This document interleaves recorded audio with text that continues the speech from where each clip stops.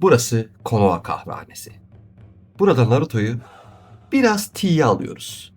Naruto evreninde güçlü olmak hiçbir zaman bedava değildi. Dışarıdan bakınca her şey çok havalı görünüyor. Devasa teknikler var. Parlayan gözler var. Kuyruklu canavarlar var. Koca koca patlamalar var. Bir de bunların arasında sürekli hayatı kararan insanlar var. Çünkü bu evrende güç kazanmak genelde iki şekilde oluyor. Ya çok acı çekiyordun ya da zaten normal bir hayatın olmuyordu. Bazen de ikisi birden oluyordu. Yani sistem açık konuşayım pek kullanıcı dostu değildi. Mangekyo Sharingan açıyorsun, gözlerin gidiyor. 8 kapı açıyorsun, bedenin dağılıyor. Jinchuriki oluyorsun, bütün köy sana uzaylı görmüş gibi bakıyor. Hadi olmadı Orochimaru'dan güç alıyorsun, ruhuna bildiğin adam taksit bağlıyor. Yani Naruto evreninde güçlendim demek çoğu zaman hayatım karardı demekti. Peki en ağır bedeli kim ödedi? Bu videoda Naruto evrenindeki en büyük güç kaynaklarına bakacağız. Her birinin kullanıcıdan ne aldığını inceleyeceğiz. Finalde ise şu soruya cevap vereceğiz. En büyük güç kimin hayatından en fazla şeyi çaldı? Naruto evreninde en havalı görünen ama fatura kısmı çok ağır olan güçlerin başında tabii ki de Mangekyo Sharingan geliyor. İlk bakışta inanılmaz bir paket gibi duruyor. Amaterasu var, Tsukuyomi var, Kamui var, Susanoo var. Yani gözü açıyorsun menü dolu. Fakat küçük bir sorun var. Gücü kullandıkça yavaş yavaş kör oluyorsun. Itachi bunun en net örneklerinden biri. Gücünü her kullandığında bedeni daha da zorlandı. Gözleri giderek daha fazla yıprandı. Sasuke de benzer bir süreç yaşadı. Özellikle Danzo Savaşı'ndan sonra gözlerinin ne kadar hızlı bozulduğunu açıkça gördük. Madara ve Inazuma döneminde de aynı sorunlar vardı. Mangekyo büyük güç veriyordu. Ama o gücü sürekli kullanmanın bedeli görüşün kararmasıydı. Bu yüzden Eternal Mangekyo Sharingan'ın meselesi ortaya çıktı. Yani sistem öyle bir noktaya gelmişti ki gözlerini kurtarmak için başka bir uçanın gözlerine ihtiyaç duyuyordu. Bu gerçekten çok karanlık bir detay. Güç kazanıyorsun ama o gücü korumak için yine kayıp vermen gerekiyor. Uchiha tarihinde trajedi eksik olmuyordu. Ama bu sistem trajediyi adeta üyelik şartı haline getirmişti. Normal bir klan düşün, eğitim alırsın, gelişirsin, teknik öğrenirsin. Uchiha sistemi öyle çalışmıyordu. Önce ağır bir travma yaşıyorsun, sonra güç kazanıyorsun. Sonra o gücü kullanınca daha çok kaybediyorsun. Kısacası Mangekyo Sharingan'ın bedeli sadece fiziksel değildi. Bu güç kullanıcıya önce acı veriyor, sonra o acının sonuçlarını sürekli yaşatıyordu. Ama ilginç olan şu, bazı teknikler sadece gözleri değil, bütün bedeni yok ediyordu. 8 iç kapı sistemi, Naruto evrenindeki en dürüst güçlerden biri olabilir. Neden dürüst? Çünkü kandırmıyor. Sana en baştan şunu söylüyor. Güç istiyorsan bedelini ödersin. Ne gizli bir sözleşme var, ne küçük yazı var, direkt hasar var. Bu teknik insan bedenindeki doğal sınırları kaldırıyor. Kapılar açıldıkça kullanıcının hızı, gücü ve refleksleri korkunç bir seviyeye çıkıyor. Özellikle Might Guy bunun zirvesini bize gösterdi. Madara gibi bir canavara karşı 8. kapıyı açtığında Guy kısa süreliğine akıl almaz bir seviyeye çıktı. Hatta Madara bile onu övmek zorunda kaldı. Bu çok büyük bir şey. Çünkü Madara normalde karşısındakine saygı göstermek yerine genelde onları moral olarak da dövüyordu. Fakat bu gücün bedeli çok açıktı. 8. kapı kullanıcının hayatını bitiriyordu. Yani bu güç kazanırsan efsane oluyorsun, kaybedersen zaten durum belli tarzında çalışıyordu. Rock Lee tarafında da daha düşük kapılarının bile ne kadar etkili olduğunu gördük. Kaslar zorlanıyor, kemikler yıpranıyor, gücü sınırının çok ötesine itiliyor. 8 kapının diğer güçlerden farkı şu, burada bedel gizli değil, ruhsal değil, dolaylı değil, direkt bedeninle ödüyoruz. Birkaç dakikalık tanrısal güç için yaşamını masaya koyuyorsun.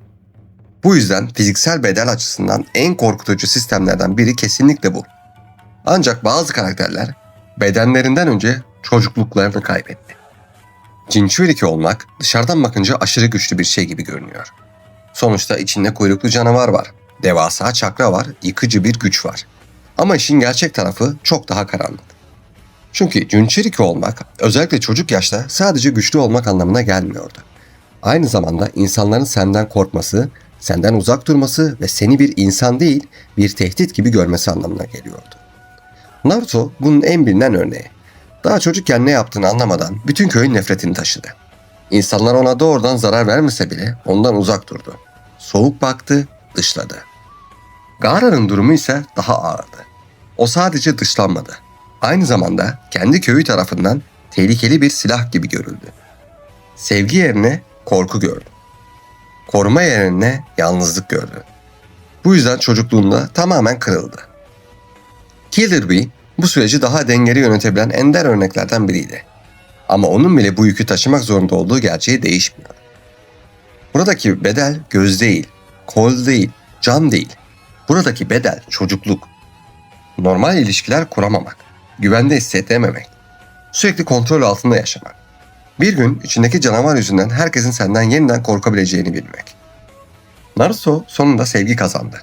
Gaara sonunda saygı kazandı. Ama o yılların yarası bir günde kapanmadı. Yani Jinchuriki gücü sadece savaş gücü değildi. Aynı zamanda psikolojik bir hapishanedir. Ve bazı karakterler bunu bile yeterince kötü bulmayıp gidip Orochimaru ile anlaşma yaptı. Gerçekten bazı seçimler insanı çok düşündürüyor. Orochimaru'nun lanetli mührü Naruto evrenindeki en tehlikeli hızlı güçlenme yöntemlerinden biri. Mantık çok basit görünüyor. Mührü alıyorsun, gücün artıyor, savaşta seviye atlıyorsun, kulağa hoş geliyor. Zaten tehlikeli şeyler ilk başta hep hoş gelir. Ama bu gücün arkasında ciddi bir bedel vardı. Lanetli mühür yalnızca güç vermiyordu. Aynı zamanda kullanıcının bedenini ve zihnini Orochimaru'nun etkisine daha açık hale getiriyordu. Yani bu sadece bir güç artışı değildi. Aynı zamanda bir bağımlılık ve kontrol mekanizmasıydı. Sasuke bunun en önemli örneği. Güç kazanmak için bu mühürden yararlandı ama bu süreç onu daha da karanlık bir yola itti. Kimamaru ve Ses dörtlüsü gibi karakterler de bu gücün kullanıcıyı nasıl tüketebildiğini gösterdi. Buradaki en önemli nokta şu. Lanetli mühür sana güç veriyor ama senden özgürlüğünü alıyor.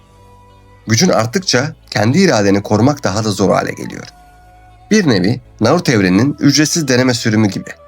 Başta çok cazip görünüyor ama sonra çıkış yapamıyorsun. Orochimaru ile ilgili genelde sorun da zaten buydu. Adamın verdiği hiçbir şey normal şekilde bitmiyordu. Kapıyı açıyorsun, içeride deney, yılan, yasak teknik ve travma çıkıyor. Ama bazı insanlar Orochimaru ile uğraşmak yerine başka bir çılgın yöntemi seçti. Hashirama hücreleri. Evet, Naruto evreninin neredeyse her sonuna biraz Hashirama ekleyeyim çözümü. Hashirama hücreleri Naruto evreninde o kadar çok kullanıldı ki bir noktadan sonra teknoloji güncellemesi gibi hissettirmeye başladı. Yaran mı var? Hashirama. Dayanıklılık mı lazım? Hashirama. Göz mü taşıyacaksın? Yine Hashirama. Aşırı güçlü mü olmak istiyorsun? Koy oradan biraz daha Hashirama. Ama bu olayın bedeli çok ciddiydi. Hashirama hücreleri herkes tarafından kaldırılamıyordu. Birçok deney başarısız oldu. Birçok insan bu süreçte hayatını kaybetti ya da bedenini kaybetti. Çünkü bu hücreler basit bir güç takviyesi değildi. Kullanıcının bedenine yabancı ve aşırı güçlü bir unsur ekliyordu.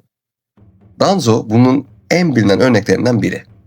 Sağ kolu üzerindeki Sharinganlar ve Hashirama hücreleri sayesinde inanılmaz tehlikeli bir yapıya ulaşmıştı. Fakat bu sistemin ne kadar yapay ve tehlikeli olduğu açıktı. Bedeni resmen savaşta mühendislik projesine dönmüştü. Obito da Hashirama hücreleri sayesinde ağır yaralarından dönebildi ve olağanüstü dayanıklılık kazandı. Madara da planlarında bu gücü büyük ölçüde kullandı. Buradaki bedel şu.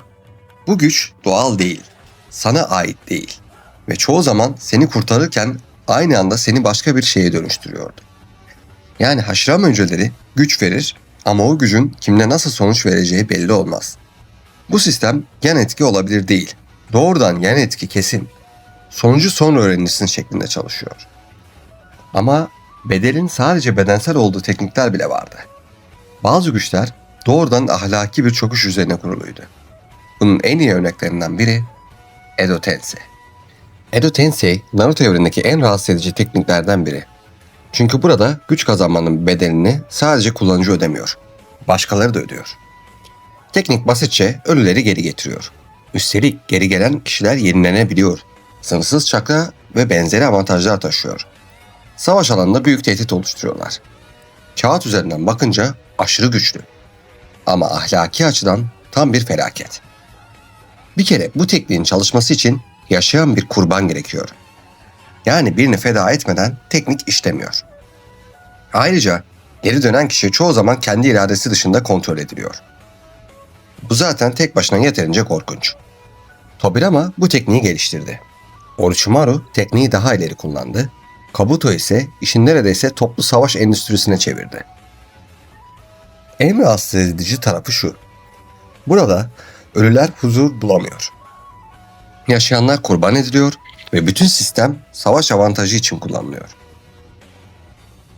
Karşına sevdiğin biri tekrar çıkıyor ama aslında kendi iradesiyle orada değil. Sadece fiziksel savaş değil, aynı zamanda duygusal yıkım da yaşatıyor. Edo Tensei'nin bedeli kullanıcıdan çok dünya tarafından ödeniyor. Bu yüzden bu teknik sadece güçlü değil, aynı zamanda korkunç.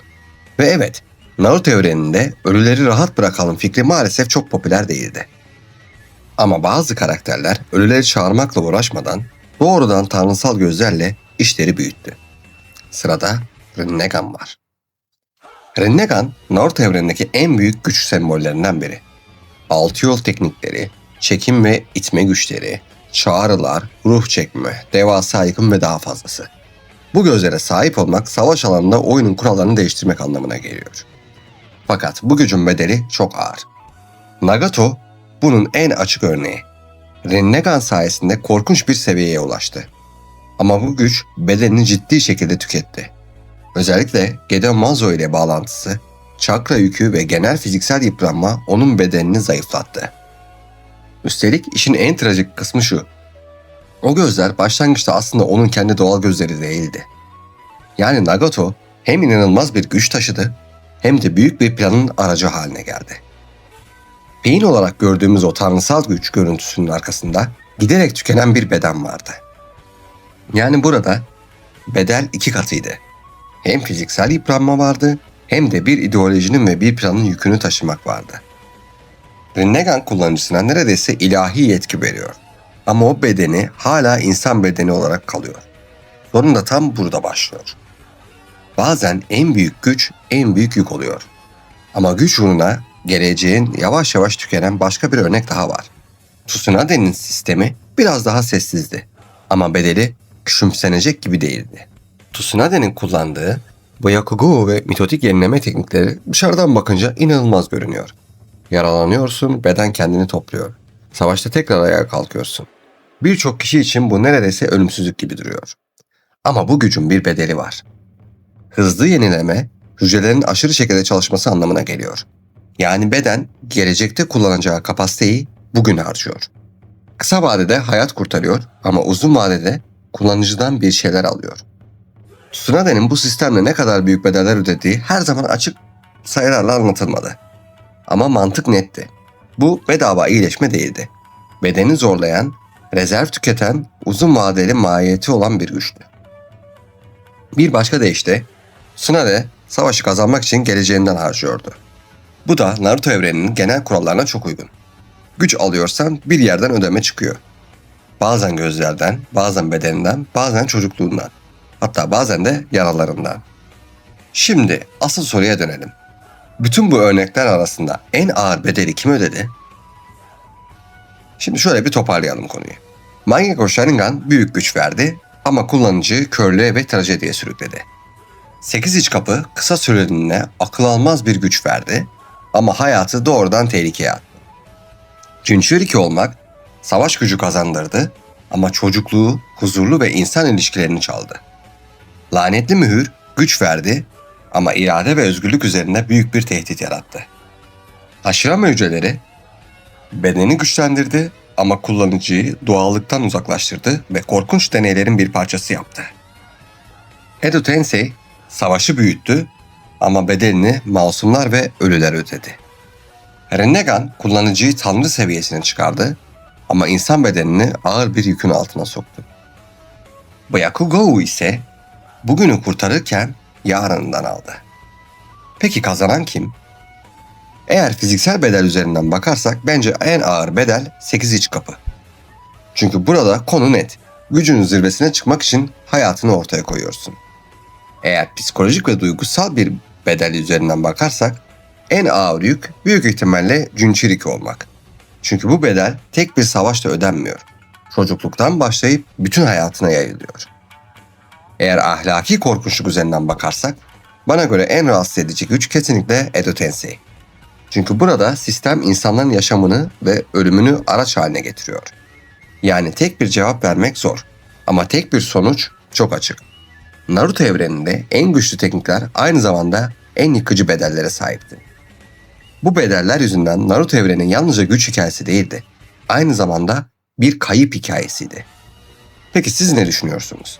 Sizce Naruto evreninde en ağır bedeli hangi güç ödettirdi? Mangekyo Sharingan mı, 8 kapı mı, Junchiriki olmak mı? Yoksa çok daha karanlık bir seçenek olan Edo Tensei mi? Yorumlarda fikrini yaz. Eğer bu tarz Naruto analizleri hoşuna gidiyorsa videoyu beğenmeyi ve kanala abone olmayı da unutma. Bir sonraki videoda görüşmek üzere.